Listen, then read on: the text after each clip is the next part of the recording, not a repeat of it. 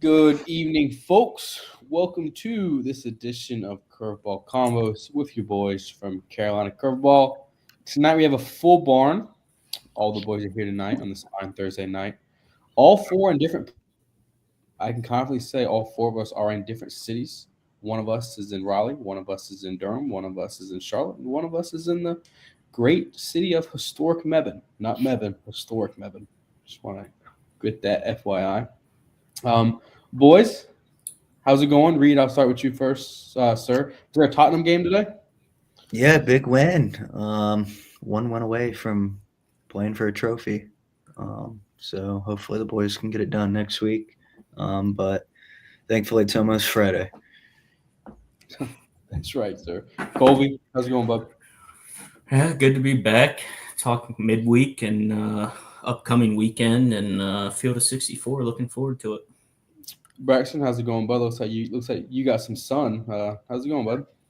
Yeah, fresh off a fishing trip. Got a little bit of sun this week, but happy to get back into things and start watching some baseball this weekend. I wish there were some games tonight in the Carolinas, but obviously, yeah, Arkansas beating up on Texas right now as we're sitting here. But yeah, just excited for the weekend. We'll go over midweeks tonight, and then like Colby said, get a little bit into the Field of 64. So got some good stuff in store for you here as we hit May 1st. So.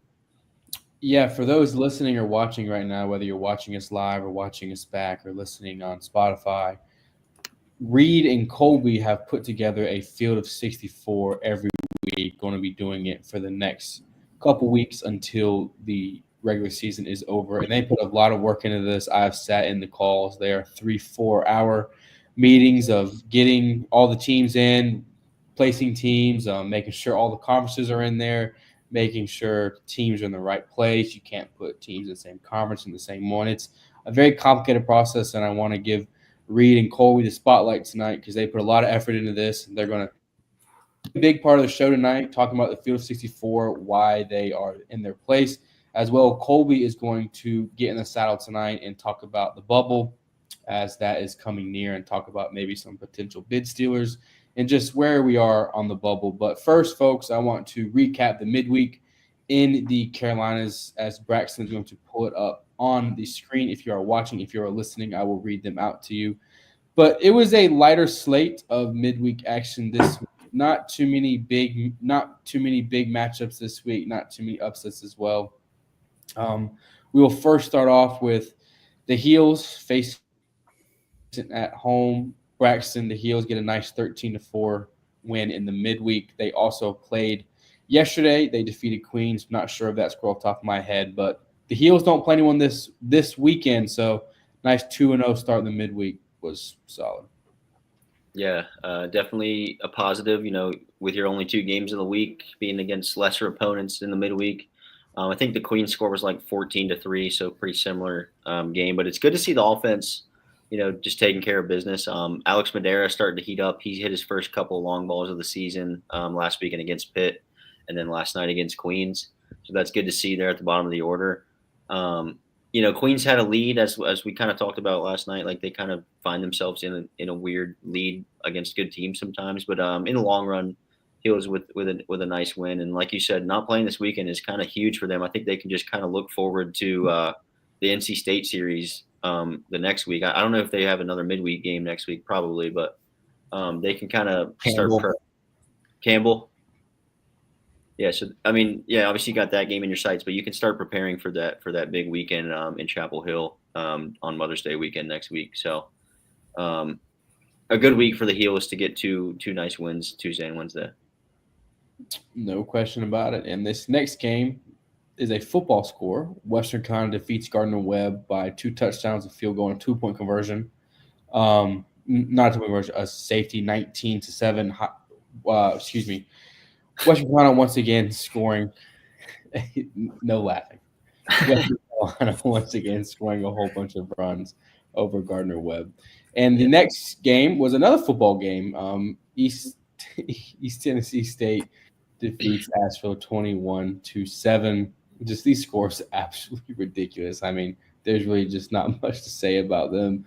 Davidson defeats North Carolina A&T 8-6. Nice win for this Davidson squad. A&T struggling as of late. And Reed, Wake Forest defeats App State. Nice win for Wake Forest as they are battling in the thick of the ACC right now. Yeah, kind of too close for their comfort, but they were able to make some plays down there at the end of the stretch of that game. They're off this weekend in ACC play, but they do. Who's it? They play this weekend. Gardner Webb, I believe. So definitely expect the Deacons to sweep that to give them hopefully some more added confidence as we head to the last few weeks of the regular season. In Colby, your alma mater, Charlotte gets a nice win over Campbell, 6-5. This is big. This is a big win. I mean, no matter how bad Campbell is, going there on a midweek is always tough to win down there in Bowie's Creek.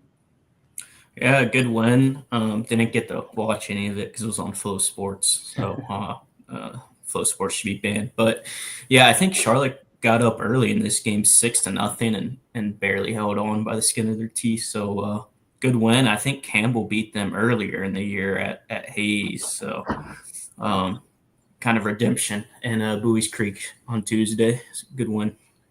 And speaking of Flow Sports, the ECU Elon game was on Flow Sports, so we were unable to watch. So I decided, you know what? Elon's not too far from my place here in historic Mebane. So I went down there to ECU at Elon. I like that park. It's nice, small, cozy.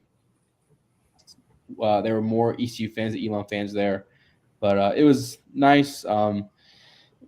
Zayak for ECU pitched well, the best I've seen him pitch. Then Jackson DiLorenzo pitched outstanding, and then for some reason we brought in Brad Pruitt to close the game. And I mean, he's just on a whole nother level above Elon. Elon did have some nice plays. Ryan Sprock was in a big spot in the 7th. Elon had the bases loaded. They were down 3-2 with 1 out. Sprock had a big spot there, and Jackson Lorenzo struck him out. I really thought Sprock was going to get one and play there to take the lead or at least tie it up. And then Kenny Mallory had another opportunity after that. He could not get it done. But I will say, though, ECU did win this game, but Elon had multiple opportunities to win this game. No question about it. And then Colby, the one real shock in the Carolinas, if not the country, I think we were talking about Tuesday night, the only upset in the midweek around the country was the Seahawks over NC State. Yeah, UNCW is playing some good ball the last week or so, heating up at the right time, trying to get some confidence and momentum going into that CAA tournament because they need to win that tournament to qualify for the NCAA tournament, get that automatic bid. State had plenty of chances in this game with runners in scoring position and just didn't get it done. It's baseball. I don't think they should be kicking themselves about it. Just move on to this weekend at Miami, a big series for the Pack. Try to keep ahead in first place over the chasing teams.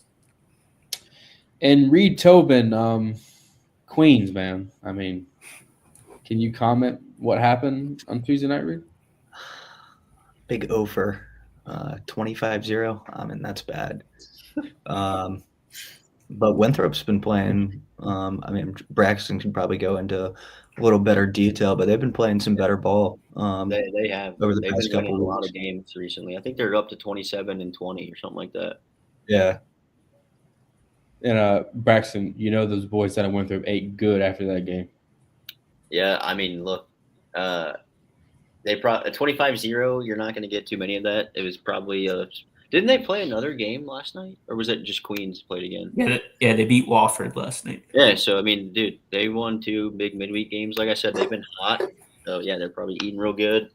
Yeah, I mean, look, they could make some noise in that Big South tournament case, and if we end up going to some of those games up there in High Point, you're gonna see this is a good ball club, and don't count them out of that tournament because they're well coached, obviously, and they've got enough talent to compete with the likes of High Point and Upstate.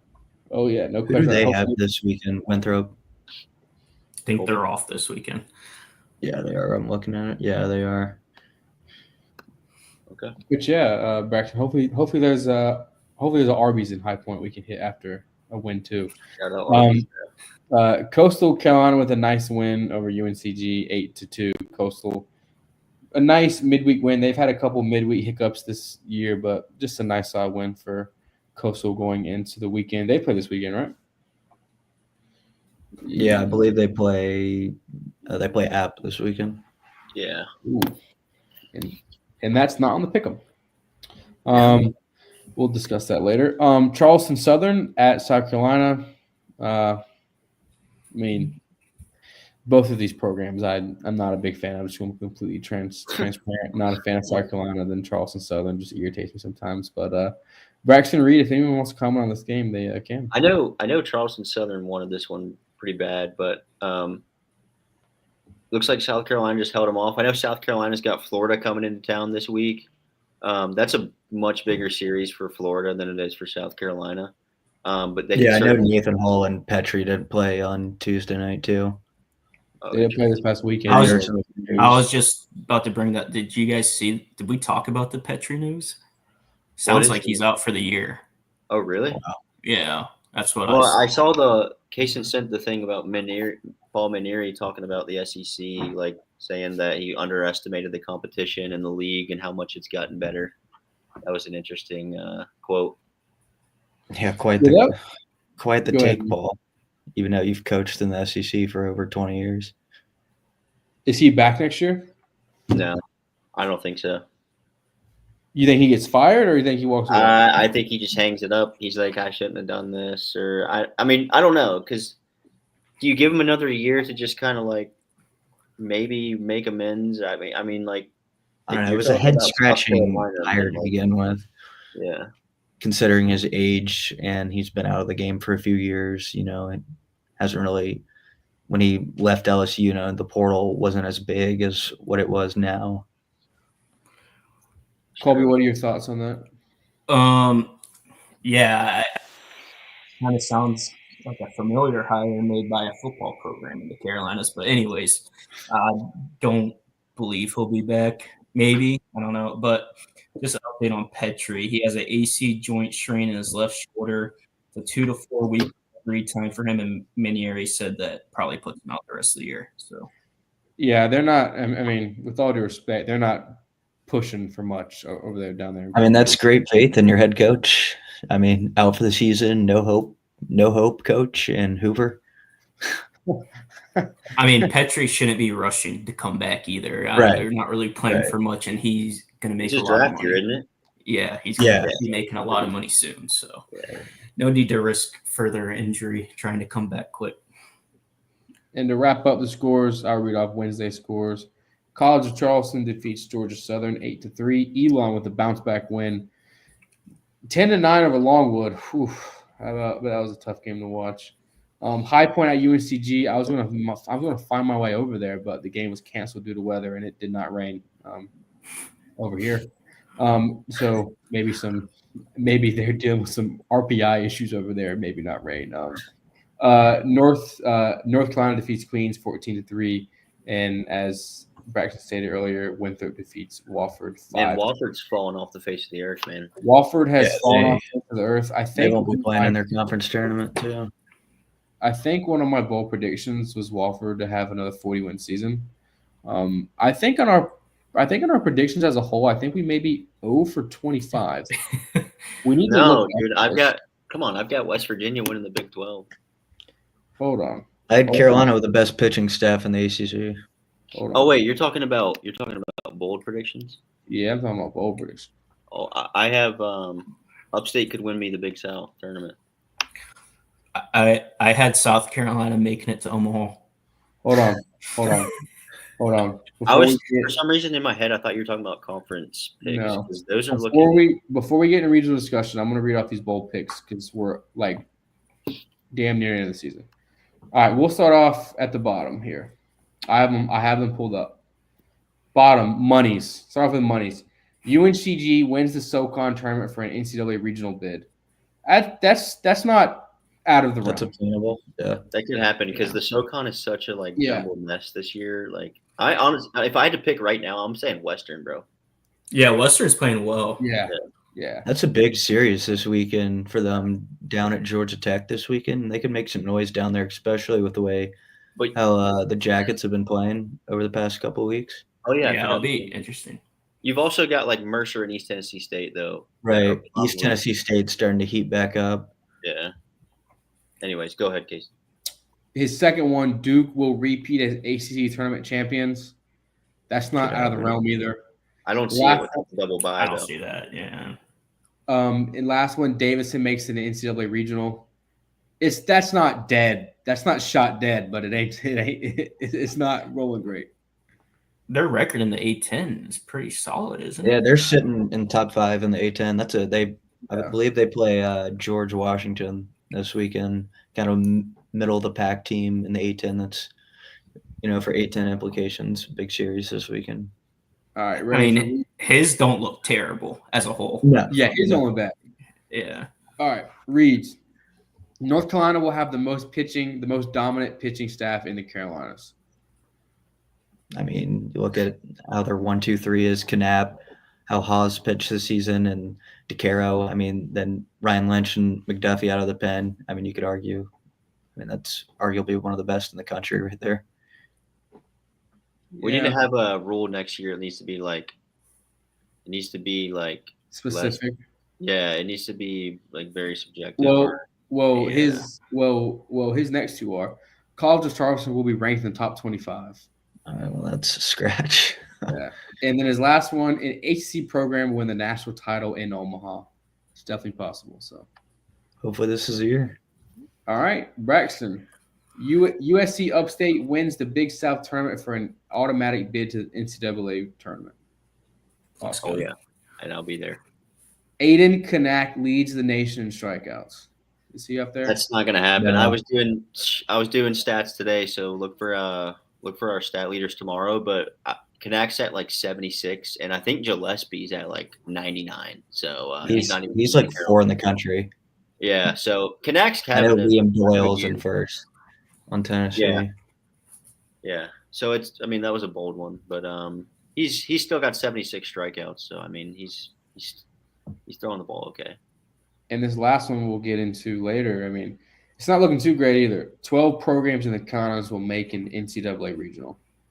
That's not going to happen. No, not going to happen. Kind of a down year, so to speak. All right, the next one, Tex. I mean, all right. Cam Canarella wins the Golden Spikes Award. Not going to happen this year. No. I mean, he's going to be a first-round pick, but he might win a Gold Glove. His second one, Winthrop makes the NCAA regional. It's not shot dead. And then his last one, East Carolina makes their first Omaha appearance in program. Kiss that goodbye. That's not happening, buddy. Colby's 3 bold predictions. Mine are probably the worst. Paul Maneri will lead the Gamecocks to Omaha in his first year. Colby, it's all right, buddy. His next one, Charlotte makes an NCAA regional. Very possible. Very possible. And then his last one, holy shit. Excuse my French. 14 programs in the Carolinas will make an NCAA regional. I respect it. Hey, don't worry. Mine are way worse. Dixon Williams leads the Carolinas in batting average. Not happening. Next one, UNC Wilmington makes it to a super regional. That's very unlikely. And then the last one, I mean, good Lord, Kaysen. 6 programs in the Carolinas will host a regional. Hey, it could be 4, though. Yeah, it's certainly looking like 4 right now. What? Who are we counting here? Coastal State, Carolina, Clemson. Yeah. Oh. So I was banking on ECU and then Wake Forest or Duke. Yeah. Yeah. Well, all right. As we get into the that was pretty fun, boys. That was pretty fun to look back on as we get close to it. Hey, I mean, it's bold predictions. We got to go bold. Yeah. So. Braxton, can you pull up the field of 64? And once it is pulled up, folks, Reed, you have the floor. Reed, please be sure to read out each regional when discussing it so that people listening that are not looking at the screen know what is going on. And Reed Tobin, Colby, the floor is yours, boys. All right, yeah, so me and Colby sat down the other night ago, like we've been doing the past couple of weeks. Really enjoyed doing this. But, after crunching the numbers, going back and forth, obviously I don't think there's no debate right now for the number 1 overall seed. Texas in the Austin Regional. They've been dominant all year, 38-5 coming into tonight. They're getting crushed right now by Arkansas. Colby, you could add in here, even if they lose the series this weekend, I don't think I would take them off the one line. All their I don't good think wins so. they've had. I think Yeah. it would take them. I wrote down who they play. They play at Arkansas this weekend, obviously, and then they host Florida next weekend, and then at Oklahoma. Um, Probably take a catastrophic collapse. I mean, I think they're locked in for at least a top 3 seed. Two, we got UTSA, best team in the American. Their RPI is into the top 30 right now. They've been playing some really good ball over the past month and a half over there. And then 3 seed, we'll continue with Texas teams in here. UTRGV, they were sitting right there. They're one of our last 4 teams in. They hit a kind of a rough patch over the past couple of weeks. They're starting to play a little better. Won both midweek games against Texas Tech this week. Obviously, Texas Tech has had a terrible year, but their RPI is still in the top 60, so that's going to boost UTRGV. Colby can add if he wants here. Where they are on the bubble. And then obviously we got Holy Cross winning the Patriot. Yeah, UTRGV was our last team in. Just a quick breakdown of their metrics. They have a 32 RPI, which don't really know how. They're 2-6 in quad 1, but have 9 quad 2 wins. Their best wins, the best win they have all season is a neutral game versus Dallas Baptist in late February or early March. Not really sure how the RPI loves them, but RPI, they're sitting nicely at 32, but we have them as the last team in just because they're lacking big wins. Yeah, the Southland has been sneaky good all season. You look at them, obviously, McNeese State is hovering around the bubble. Lamar too. People aren't talking about them. They're kind of not near the bubble right now. They're going to need to win a couple games. They play Texas this upcoming week, but I believe Lamar is like 36-12. Their RPIs are in the 60s. And then who's the other team in the Southland? I'm forgetting. Southeastern Louisiana. Yeah. There's a good chance the Southland could, possibly sneak in 3 teams. I'll go with 2 right now to be safe. But, props to that league this year. Really need to see. All right, we'll continue on. We'll just go in order here. 2 seed Baton Rouge. We got LSU coming off the big series win against Tennessee this past weekend. Don't think they're going to win the SEC regular season. I think Texas has got that under control, like I said, bearing a collapse. But, LSU looks set definitely for a top 5 national seed. Coming off after last year's disappointing season with it coming off as defending champ and then losing in the Chapel Hill Regional.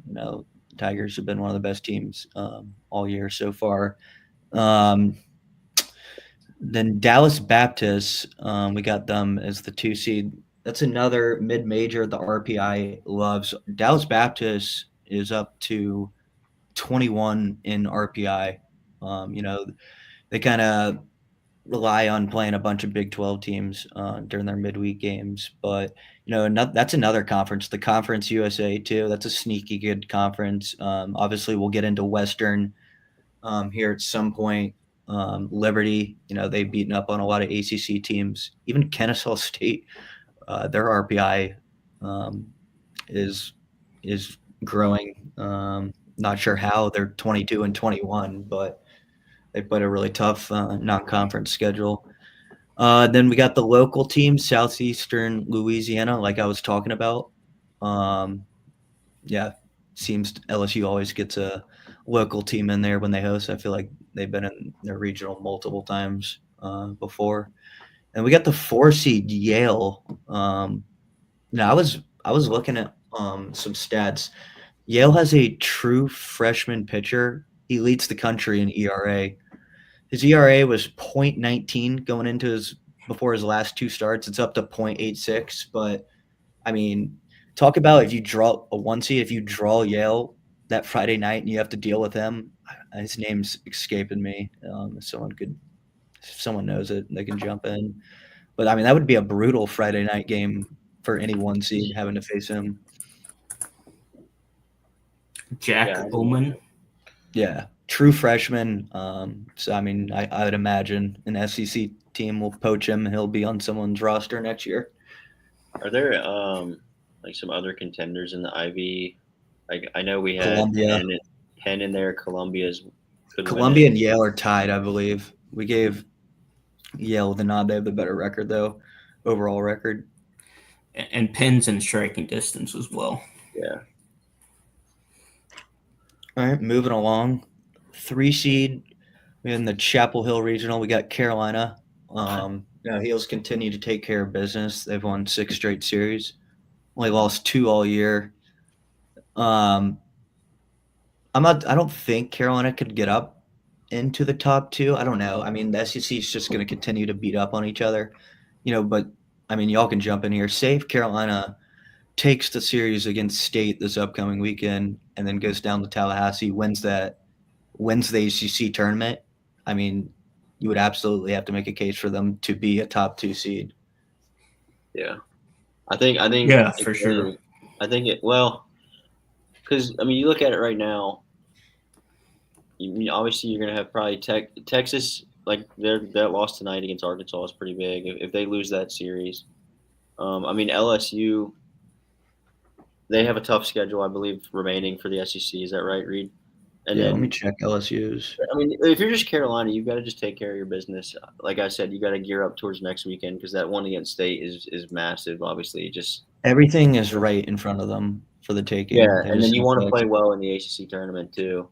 But you're certainly on pace to be a national seed, and you've got to be happy with that. So, no matter where you're at, I think they're a guaranteed host. I'm not going to say they're a lock for a top 8 yet, but I think they're. No. But yeah, I think they'll host for sure. You can go ahead and lock them in to host for at least a regional. Yeah. Now, looking at LSU's schedule, they got A&M this weekend. That's a big series. Arkansas at home, and then at South Carolina to end the season. So, I mean, like I said, the SEC is just going to continue to beat up on each other. I mean, what do you think, Colby? Yeah, I mean, the scenario you brought up, beating State, winning at Tallahassee, and then if they won the AC tournament, I mean, I don't think they have to be. I'm not saying it's going to happen, but yeah, Carolina will be a host. Top 8 is looking pretty secure right now. I guess if they lost State, lost Florida, we're just playing hypotheticals at this point. Yeah, but right now they're pretty secure as a top 8 for sure. And I'll just add a little stat there.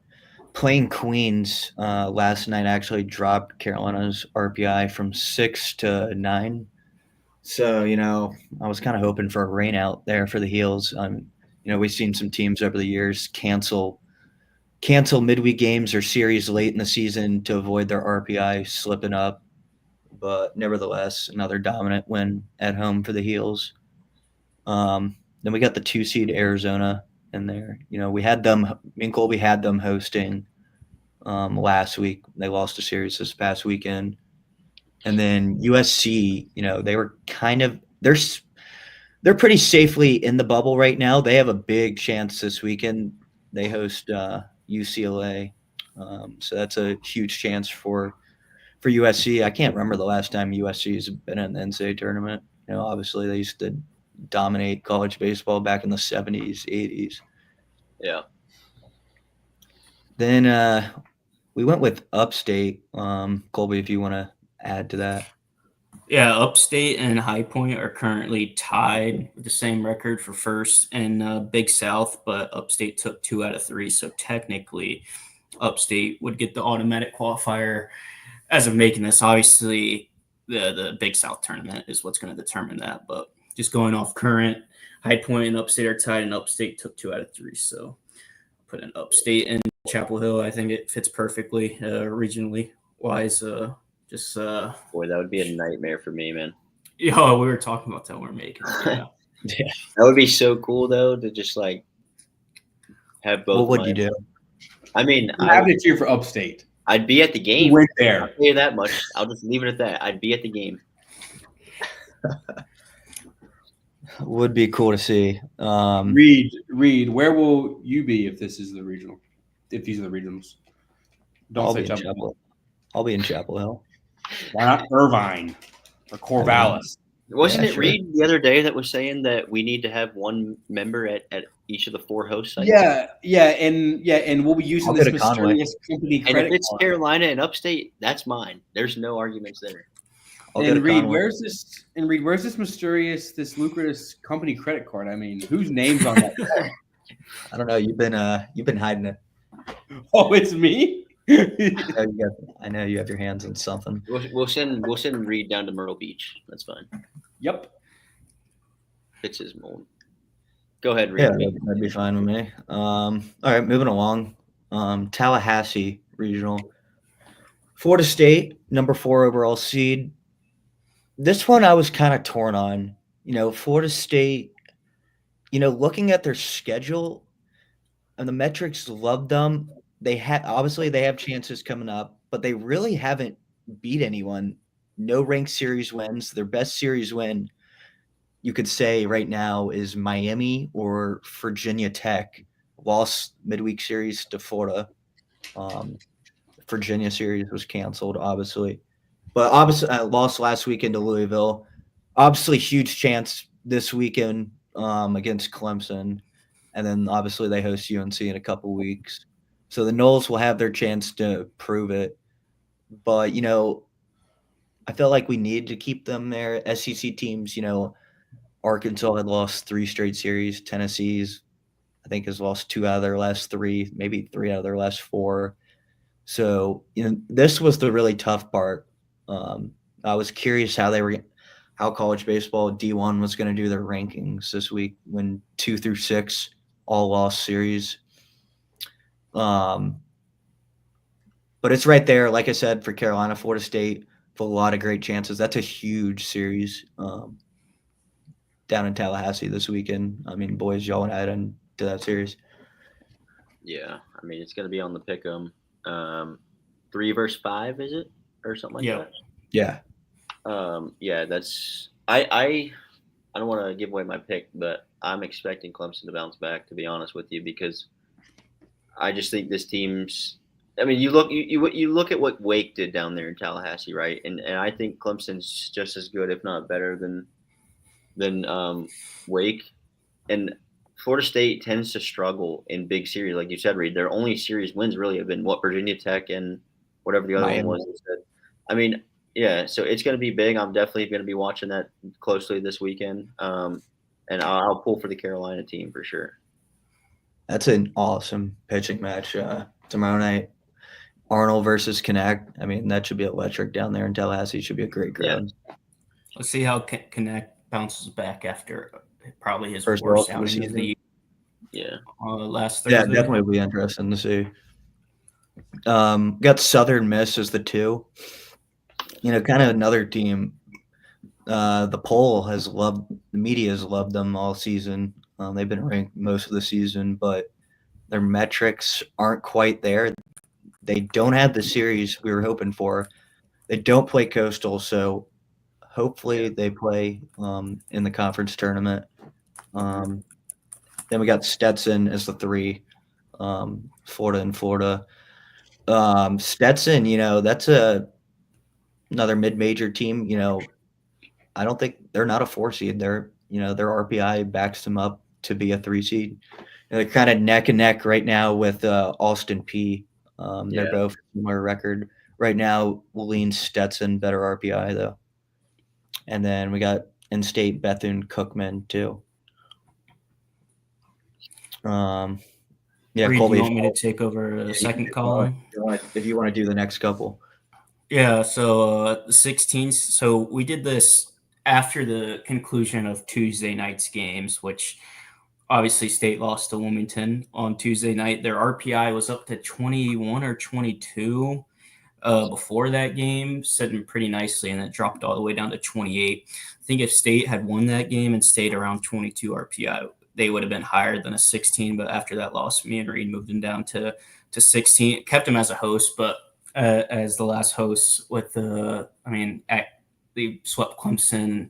I think the resume is too strong, first place in the ACC, to not have them hosting. But we had them at 16, paired with Texas Regional. Ole Obviously, Miss, they'll shoot right back up if they win this series this weekend. for sure, yeah. I was joking with Reed because State plays Wilmington again next Tuesday on the road. It's like could be in a similar predicament where we're doing our field of 64 Tuesday night, and State might just lose to Wilmington again. But I mean, State's anyways, struggled in their midweeks all year, every year it feels like. Yeah, I mean, it was the same situation as last year too. The 2 seed in Raleigh, we have Ole Miss, which Ole Miss is definitely on the hosting bubble. Probably the best 2, I would say, one of the best 2s in Raleigh. Arizona State, who's actually as a 3 seed in Raleigh, who we actually have in our last 4 in, but just looking at their wins, I think they're pretty safely in.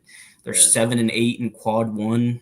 They won at UCLA, took 2 out of 3 at TCU, and took 2 out of 3 versus Kansas, who I think we have Kansas as a 2 seed, if I'm not mistaken. Yep.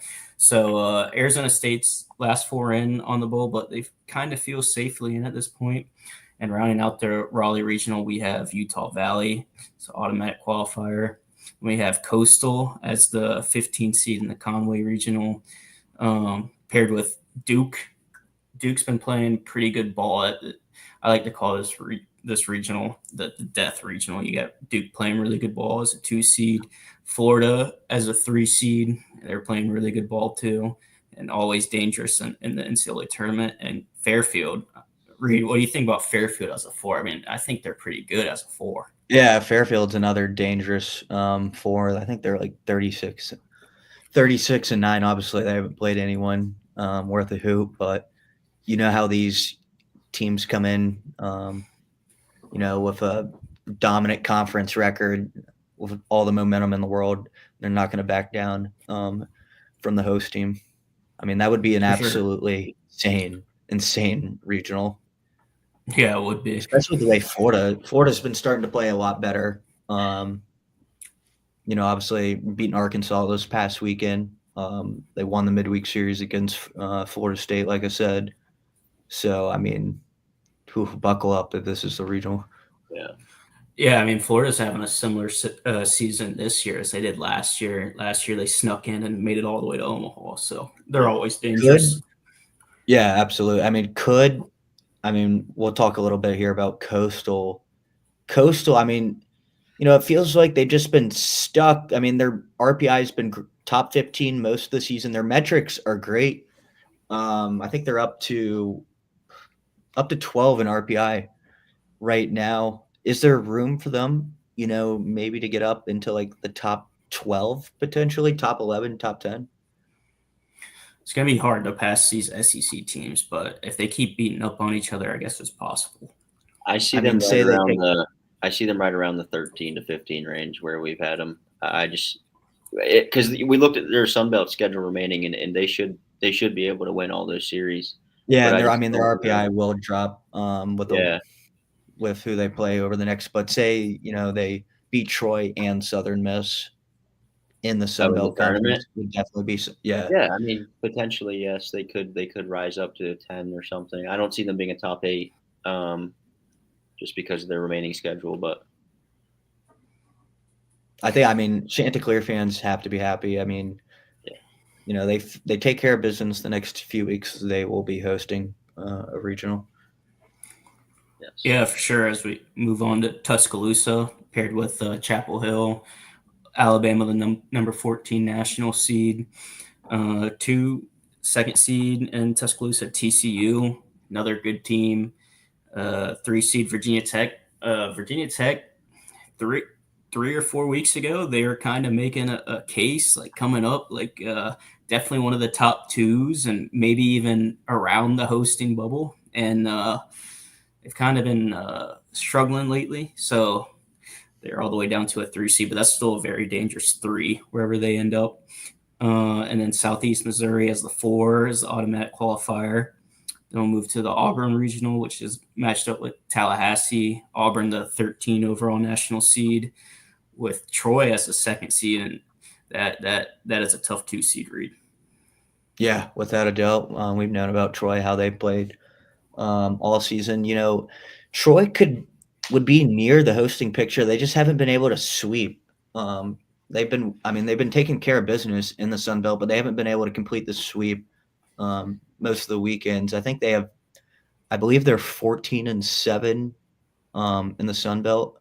Obviously, they played a couple challenging midweek games. They've had a Sunday. That'd be a really good matchup. Auburn, Troy, in-state game, and then with the way Miami's been playing too, they've won eight out of their last 9, 8 in a row maybe. I think it's 8 in a row in the ACC.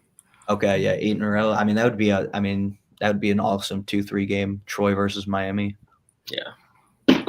Yeah, but if Miami keeps winning, they take 2 out of 3 versus State this week, and they're probably going to be moving up toward a 2 very soon. So, without a doubt, I think I would go ahead and say, they will be a 2 if they win this weekend.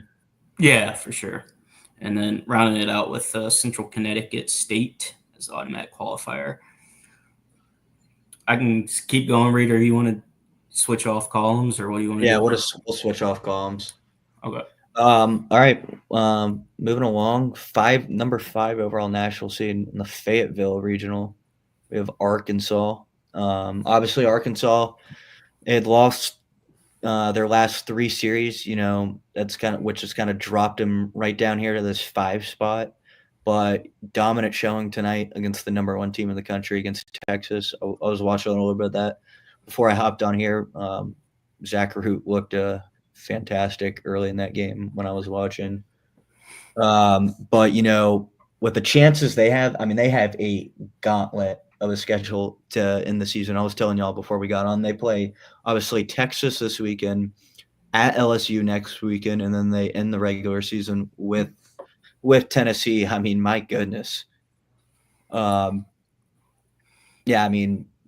You can make the case. If they win all those, they'd be the number 1 overall seed. And it's kind of, we'll have to see what happens. Kansas, they're starting to make a run near that hosting picture. Shout out them. First time Kansas has been relevant in baseball in a very long time, maybe ever. I think they're 36-10. I think Colby I believe they have a top 30 RPI too. Quote me if I'm wrong. I believe so. Put some respect. Yeah, they're up to 20th overall RPI in the country right now.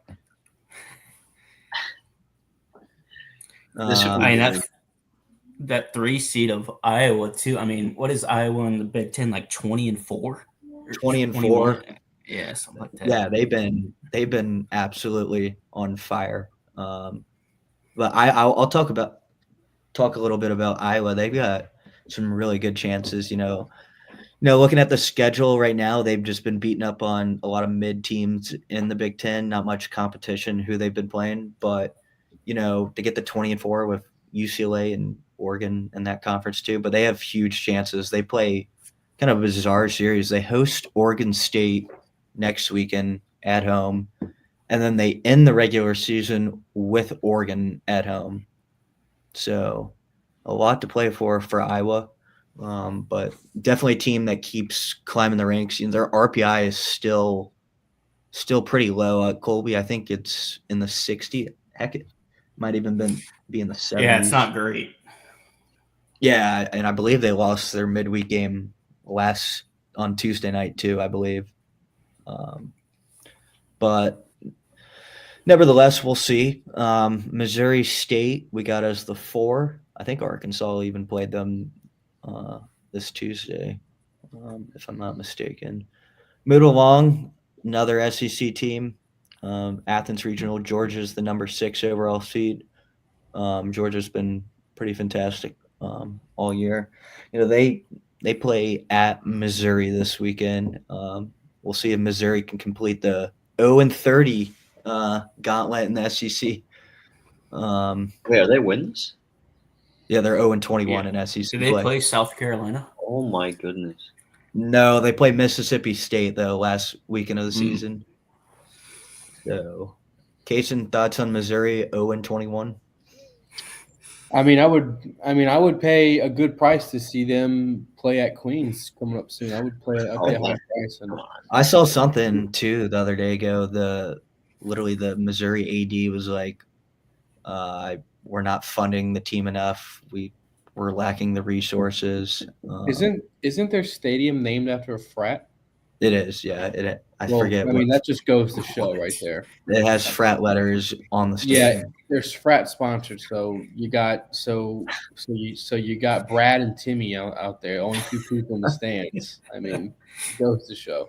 I mean, I think if you give me an AB from Missouri or Queens right now, I'm at least foul tipping it off, and that's more than they're doing. I think Missouri would wreck Queens. Yeah, they would. I don't know. Queens would definitely hold a lead on it. We got Wake. Wake. Wake's firmly a 2 right now. If they trip up though here at the end of the season, they'll be closer. They'll be in that 3 seed range. They've just been so up and down this year. Wake Braxton, isn't really on the hosting bubble. No, I don't think I think it would take them to go on some miracle run here to end the season. They'd have to probably win the ACC tournament and win the rest of their series. Yeah. Which I can talk about Kansas State since they're in the last 4 in. Yeah, so we had them as the second to last team in, only in front of UT RGV. They have an RPI 45 from the schedule of 44. So their metrics aren't too bad. They're 4-10 in quad 1 and 2-6 in quad 2. So they're lacking there a bit. Their best wins is a neutral game against Arkansas, neutral site game versus Michigan, who is outside the bubble, a neutral win against TCU, and they took 2 out of 3 at Baylor, who is also outside the bubble. But they have some solid wins, which why we had them in, right, Reed? Yeah, they played. I don't know if y'all remember. Remember, they played an absolute gauntlet of the first 3 weeks. They were in multiple tournaments. Texas, where they got that Arkansas win. They played down at Coastal too to start the regular season. Played a midweek game at Carolina too. But yeah, they're safe. They're in right now. They're going to need a little work over the next couple of weeks if they safely want to be in, though. Then we got Oral Roberts. I think we all remember their awesome run they made 2 years ago to Omaha.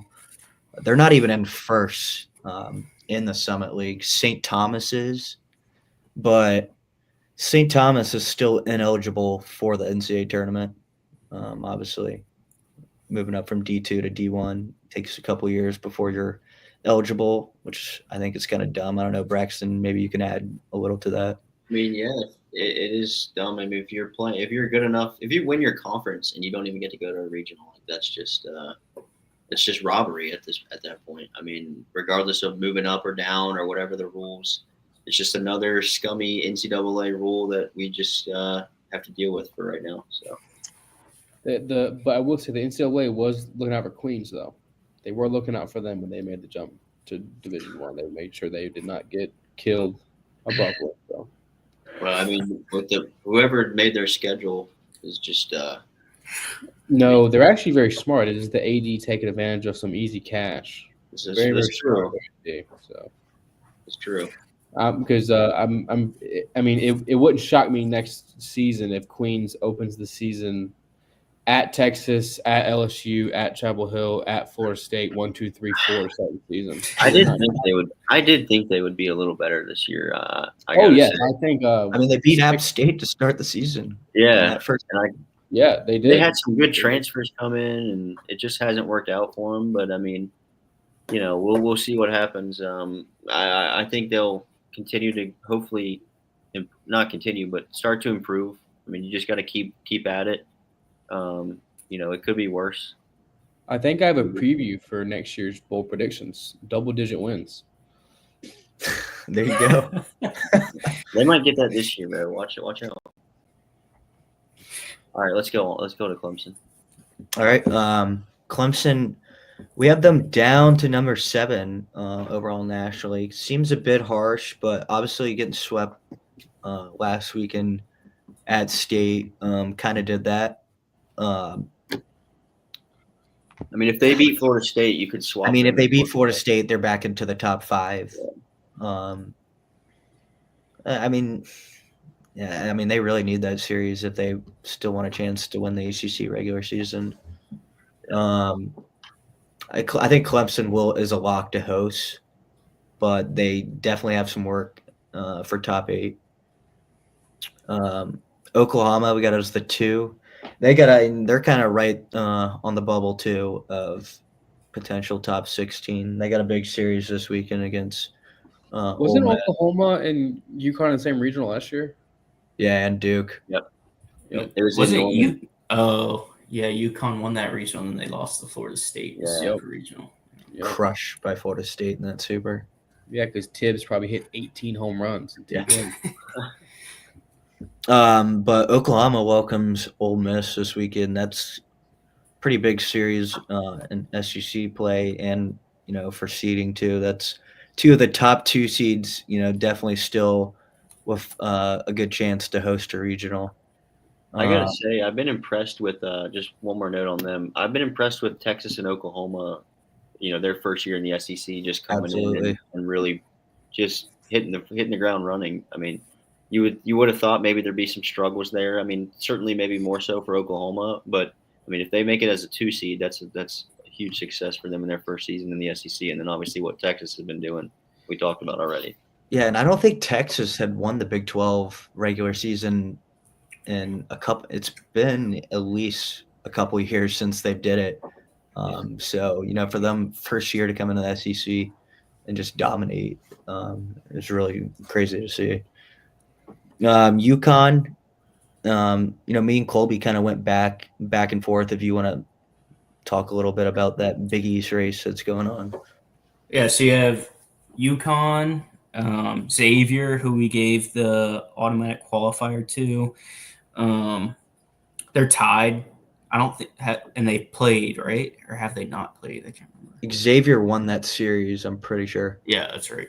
And then Creighton, who we have in our first 4 out, is also in that race, right in there. So, the Big East is competitive with those 3. I mean, Creighton's been playing good ball, and they're just outside the our field of 64. But UConn and Xavier are in though, with Xavier having the automatic qualifier. Yeah, I mean, UConn always seems to make some noise too. And then state tournament, I mean, they beat UNC earlier this year too. Ball State, that's a tight race. I know in the MAC, multiple teams still have a chance in that one. Moving down though, our new top 8 team moving in, UC Irvine coming off the big sweep of Cal Poly. I love it. This weekend. They've been playing some fantastic baseball out in Irvine. Obviously, that pitching staff has been fantastic all season. The 2 seed Oregon. This one is the biggest. This is the biggest one I went back and forth on. This past weekend, they sweep Oregon State. They played them again on Tuesday night and beat them 4 wins against Oregon State. But coming in before this, their RPI, the polls have loved them all season, but the metrics have not backed them up. But their RPI skyrocketed into the top 30. They were hanging in the 40s in RPI headed into before those 4 wins. I think, obviously, with the chances, they still have to play Iowa. If they take care of business, Oregon will be a host. I mean, that's got to be painful for them right now to see, you beat your arch rival 4 times out of 4 and you're still not a projected seed. But the way they've been playing, they definitely, I mean, they're up to 6 I don't think I've ever seen this before. 6 in the country, and before Tuesday night, they weren't even top 30 in RPI. Yeah, insane. Yeah, Um, I think Oregon is a lot better than what people think, and same with A&M. I think if this was the case, that'd be a really tough regional for UC Irvine. But I agree with you that right now they're probably a top 8, just the Yeah. way they've been playing. So I like this. I like this regional that you build here. A&M as the 3 headed out west. Do you want me A&M. to? I Yeah, have their yeah, metrics. yeah. You can just. Yeah, we have A&M in our last 4 in as well. This is the last one that we haven't touched about. But we have them pretty safely in. They're at a 38 RPI, 6 strength of schedule. I think they have the best wins of the bubble, probably by far. They took 2 out of 3 against Cal Poly, 2 out of 3 at Tennessee, and 2 out of 3 at Arkansas. With the bubble being not that strong, in my opinion, I think it's hard to leave out a team that has a series one at Tennessee and a series one at Arkansas. I think they're pretty safely in, even with their lacking SEC record overall. But I think they're safely in. Yeah, I mean right they're now. sitting at 8-13 in SEC play. I would like to see them try to get that to 14-16, 13-17 will probably be good enough, knowing the committee's history with the SEC. And then finishing off Fresno, maybe it'll be 2008 again for them. All right, going up to the Morgantown Regional paired with Fayetteville Regional. We have West Virginia as the number 12 overall seed. And what's West Virginia's record? I think they only have 5 or 6 losses. Something They lost crazy. last night to Marshall, 37-6. Yeah, 37-6. Yeah, just a crazy record for a team to have that record, not even in the top 8. That is crazy, but lacking some RPI and win strength of wins. I would say we have Kentucky as a 2 seed in that regional, and they've been playing better ball recently. They just took 2 out of 3 against South Carolina this past weekend. You have Northeastern as a 3 seed, and they've been kind of running the CAA. That is a dangerous 3 seed for sure. yeah. They have one of the best pitching staffs too in the country. Yeah, that's a 3 seed that no host wants to see in the regional. Mm-hmm. Then you have Bryant rounding that one up. And you have the Corvallis regional, which is paired with Athens. Yeah, Oregon State hosting as a 11 overall seed. And then the 2 seed UCLA, which that's probably one of the tougher 2 seeds we have. I think UCLA is right on that hosting bubble, right, Reed? Yeah, that was a tough call to make. Obviously, UCLA's got some chances, and I think by the end of the season they will be a host. But for now, we'll lean with them being a 2. Yep. And Cal Poly as a 3 seed. We're just talking about them as a really good team as a 3 seed. They got swept by Irvine last weekend, if I'm remembering correctly. Yeah. But that's a good team that you don't want to face another 3 seed. That's dangerous. And the Zags round that one out.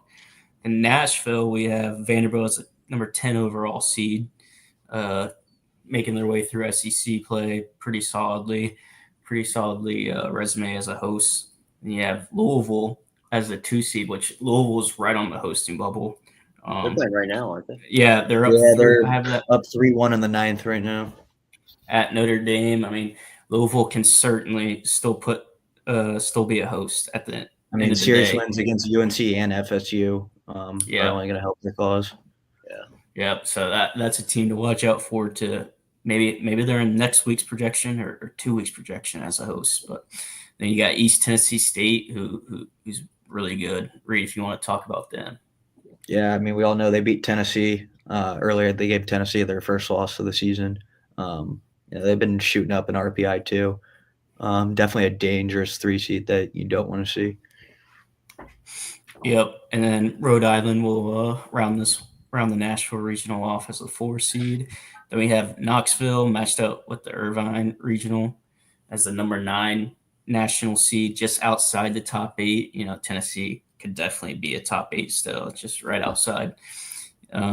Georgia Tech is the 2 seed, which 2 or 3 weeks ago is kind of similar to Virginia Tech, but Georgia Tech was even better 2 or 3 weeks ago. They were hosts, and they were projecting to be a host, but some have them as a top 8 too a few weeks ago.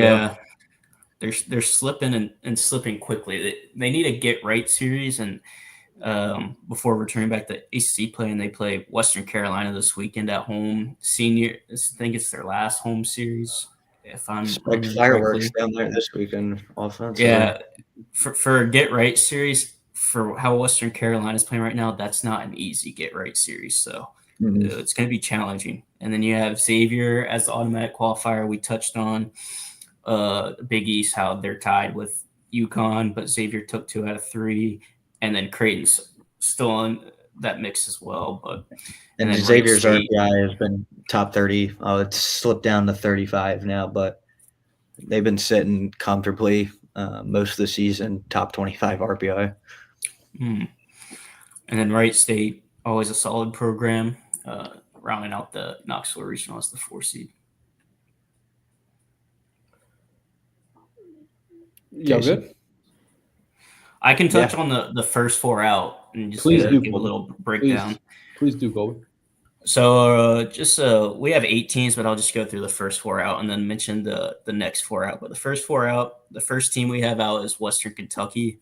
They have a 46 RPI. They're 3-5 in quad 1, 5-3 in quad 2. They've played 27 games in quad 4, which is insane.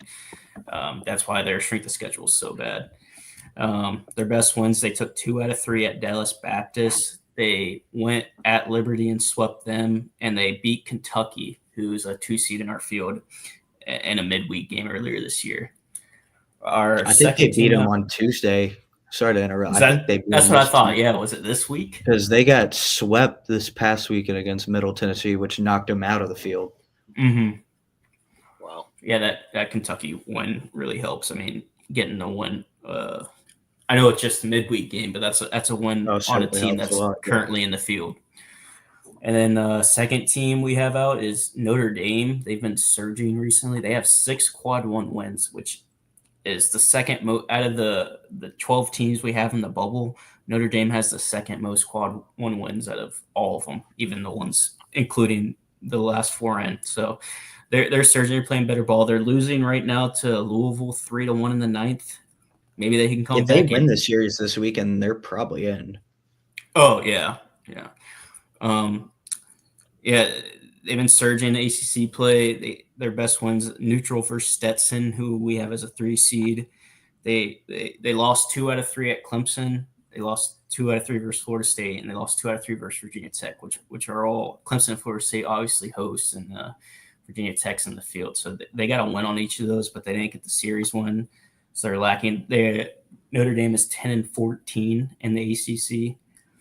So if they got to, what would you say, Reed? If they got to 14-16, yeah, that's what I was thinking. Maybe 13-17, but would need at least a win or 2 in Durham. Yeah. And the third team we have out is another ACC team, Virginia. Their RPI is struggling. They have a 75 RPI, which is really holding them back. And the reason why they're out and their RPI is so bad, they don't really have a marquee series win this year. I was going through their schedule on Tuesday night when we're going through the bubble, and tonight, and they just don't. They took 1 out of 3 at NC State, which I would say was their best one, even though they lost the series outright. Then last team, that Florida State series getting canceled hurts them really hurt them, actually.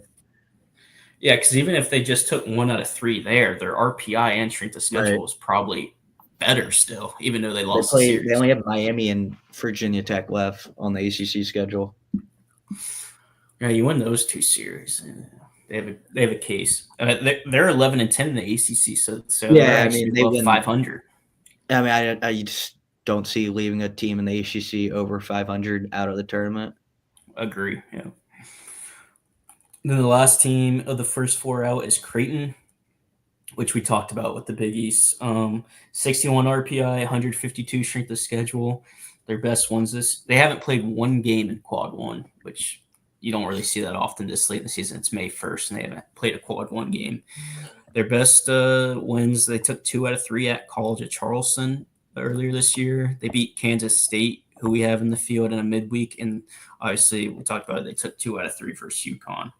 So that rounds out the first 4 out, and the next 4 out, I'll just touch on their names, not go through all the metrics. We have McNeese State, Michigan, Baylor, and Cincinnati. That is some good stuff, Colby. Thank you very much for that. Huge. I know you boys put a lot of work into this.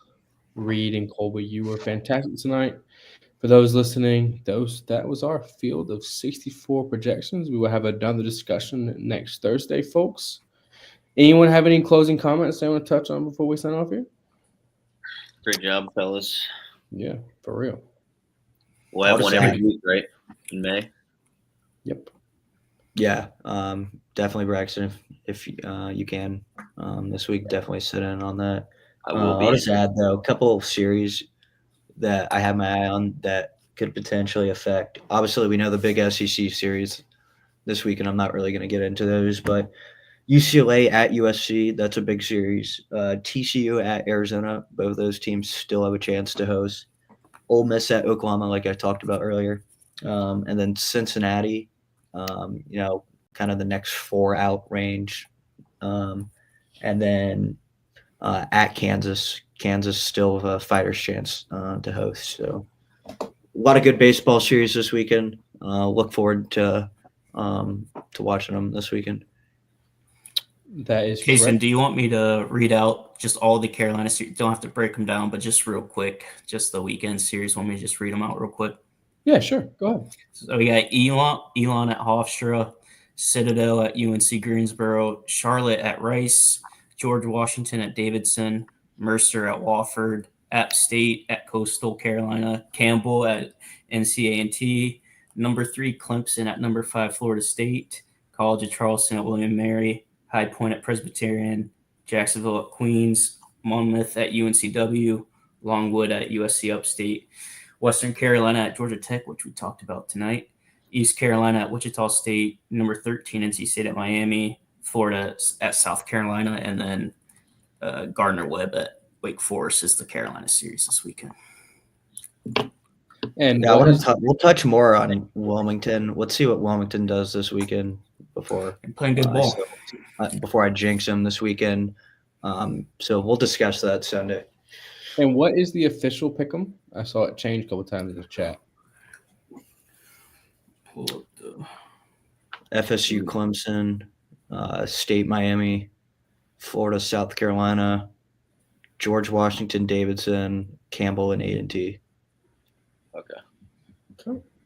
Braxton, let the people know what will be coming out tomorrow. Yeah, we're going to hit stat leaders tomorrow in the Carolinas, new month. So we're going to get that rolled out to y'all in the morning before all the games start on Friday. So be looking out for that. And then the pick'em as well will come out before first pitch that we just mentioned. So a lot of good content tomorrow and this weekend, and then we'll be back on the show on Sunday. So correct. All right, boys. Tonight's been fun. Colby, Reed, you guys did fantastic. Thank you guys for steering the ship tonight. Boys, we will see you on Sunday night.